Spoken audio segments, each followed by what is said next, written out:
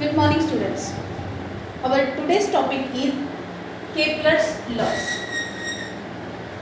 Planetary motion had been studied and observed by lot of scientists, lot of astronomers in the past era. One of the very iconic astronomer, Johannes Kepler, he studied and described a lot of data about planetary motions. Today we are going to learn in short the work of Kepler in 3 laws. Before going to the point, we are going to discuss about the very basic about Kepler's laws. So, planets are revolving around heavenly bodies in a elliptical orbit. Now, what is mean by elliptical orbit, or what is mean by ellipse? So, if you will take any cone, and a cone if is cut with the help of inclined plane. If you will take a cone and cone is cut down with the inclined plane, then you will get a curved surface, a curve which is nothing but an ellipse. So let us repeat once again, what is ellipse? A curve obtained by cutting a cone with an inclined plane. A curve obtained by cutting a cone with an inclined plane. Now let's see the detail about ellipse. So we have seen the definition of ellipse. A curve, this is the elongated curve, not exactly circle, and it has the 2 axes, vertical and horizontal axis, where this both intersect to each other, that is the center, and here the 2 positions are. These 2 positions are considered as a foci. Singular, it is focus, F1 and F2. So this F1 and F2 are nothing but the position where an astronomical object is located at the 2 different situations. The first, on the left side of the vertical axis, that is the F1 position, and on the right side of the vertical axis, that is the F2 position. And this is the curved path through which the another astronomical object keeps on revolving around the object. Is that clear? So suppose this is the position, we will consider sun over here, and this is the earth, and it is moving from here up to here like this. Is it clear?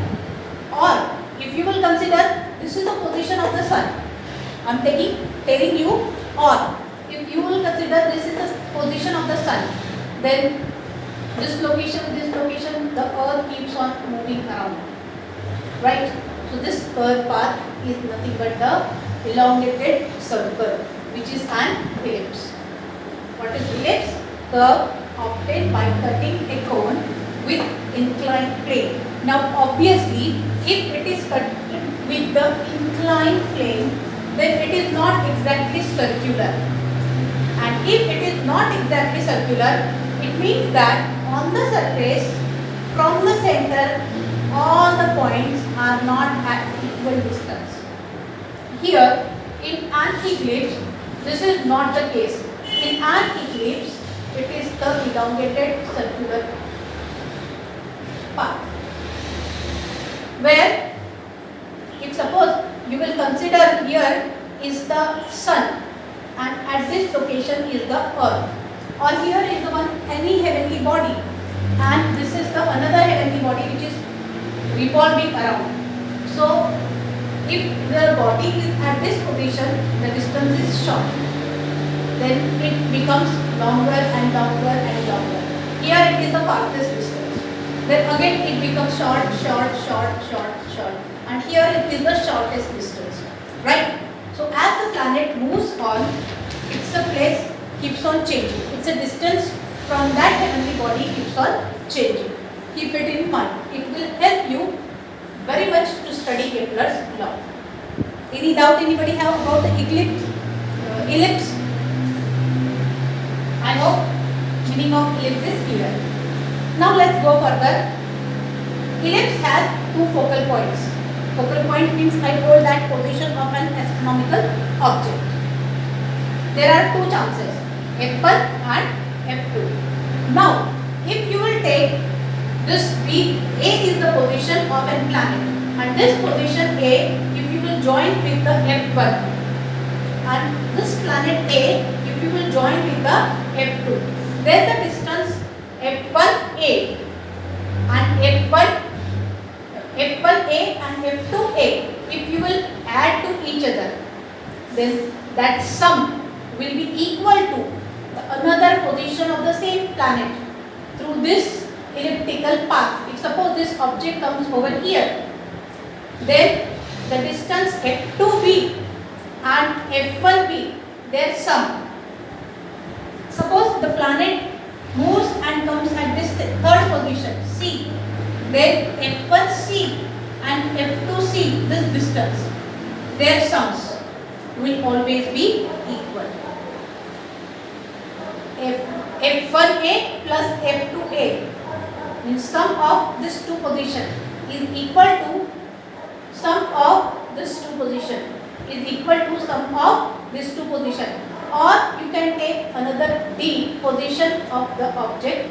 If you will connect this F1D and F2D, then the sum of F1D and F2D will be equal to the sum of the remaining three.